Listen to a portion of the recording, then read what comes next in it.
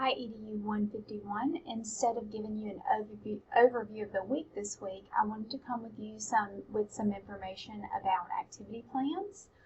You will submit your first activity plan this week, and it is a draft, so most of you will receive full credit for the activity plan as long as you make a good attempt at each section of the activity plan, but it is important for you to read your feedback carefully so that you can make adjustments and do well on the rest of activity plans. So let's take a look at the child-directed activity plan format together real quick. Here we are at the child-directed activity plan format that is available in this week's module folder, and you're going to use this. This is the guide, and then there is a blank copy of this form that you'll use to complete to do your activity plan. Each section is important and has a point value if you look at the rubric that's loaded in the class so that you can see how those points are laid out. You do need to include your name and the date. You want to give your activity a name that denotes what the kids will be doing, what they will be learning from the activity, and you want to specify the age group of the activity. You chose a study topic in last week's discussion board. Be sure to go back and look and make sure you chose a study topic that wasn't already taken. There were a few people I responded to that needed to make some different choices, but each activity you plan in this class will relate back to that study topic, and that's why we've been doing different things, brainstorming ideas related to those study topics as well. Now, it's important that you follow the format in this section especially, because this lets you know what type of activity this is, and a child-directed activity is going to fall into one of the categories that's already listed here. Your assignment for this week is to do a child-directed creative art experience. So, for the type of activity this week, everyone should be choosing art. You're planning a creative art activity for the art area of the classroom. I know that a lot of you have not been in the classroom, and so this section may be a little bit more difficult for you, but you want to think about something that you might observe a child in this age doing that would lead you to thinking this was an appropriate activity for them. In the justification section, you want to justify why you're planning this activity. How is it going to meet the developmental needs of the children that you're planning it for?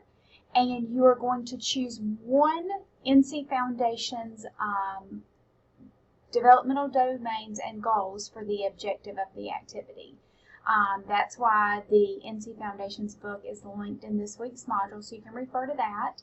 And another place to look, I'm going to go back for just a moment to the justification. You want to look in your TS Gold Objectives book. It gives you good ideas about things that you might observe children that age doing, what developmental levels they might be at in certain areas. So that's a great resource, and if you need some help connecting those, please reach out. I'll be glad to work with you on that. How will you know if your children are successful with the activity? What will you observe? What will the children demonstrate and let you know that they have met the goal? So your observation, your justification, your developmental domain and goal for the activity, and the assessment piece should all connect. You should be talking about the same thing in each of those. The materials needed needs to be pretty comprehensive. You need to think about all the different things that you might need, because the reason you're making activity plans is to prepare for the classroom. And so you want a comprehensive list of all the things that you would need, even if it's things that would normally just be available in a preschool or toddler age classroom. You want to remind yourself to get those materials out. It also tells you if you're using a book or anything like that, or a song, you want to include the author as well. All right, so be sure to talk about how you would set up the art area for this activity, what will be available to the kids, what it might look like, set up in the classroom. When you introduce your activity, you're actually going to write out the narrative you would say. How would you introduce this activity to a group of children? How will you help them make a connection to what you're talking about? It's always good to activate prior learning. So one thing that, just off the top of my head, an example would be if your art activity relates to farm animals, then you might ask a question like, when have you seen a farm animal? What type of farm animals have you seen? You want to see what the children already know about what's happening. And keep in mind also with a child-directed activity, this is an activity that you're making available, you're setting up in a learning center for free choice time. You're not always going to be right there beside the children, but you're likely going to introduce them to the activity during circle time or some transition before center time in the classroom. So you want to have a good introduction and give them an idea about what they'll be doing at that center, what materials will be available, and how they might use them.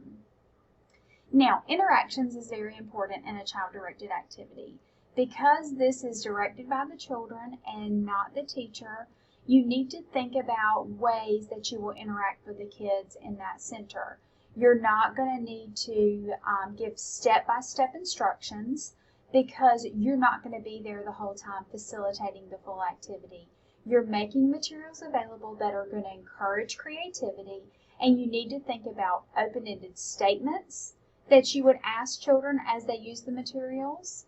I want you to think about 3 guiding statements that will guide them towards the objective of the activity, and 3 encouraging statements that will keep them engaged and moving forward and to give them positive feedback about what they're doing. Now, you will always need to think about adaptations or accommodations for any activity.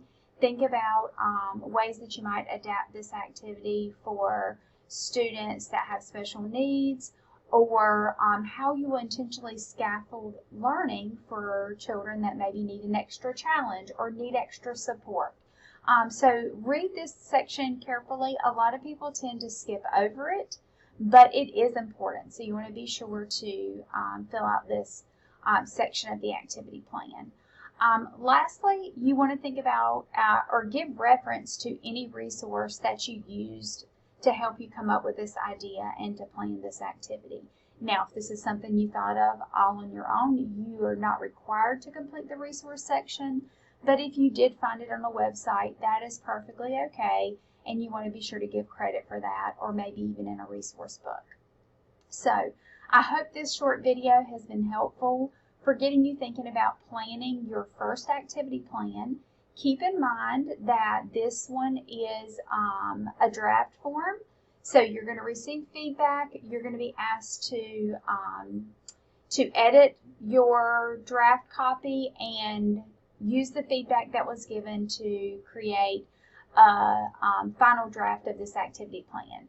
So if you have questions, ask them. Don't leave anything blank because it's hard for me to give you feedback about something that you didn't complete, and that's the only way that you won't get full credit for this activity is if you leave areas blank or it just appears that you didn't put much effort or thought into the activity in advance. I'm always here if you guys need anything or have questions, and I hope this video has been helpful.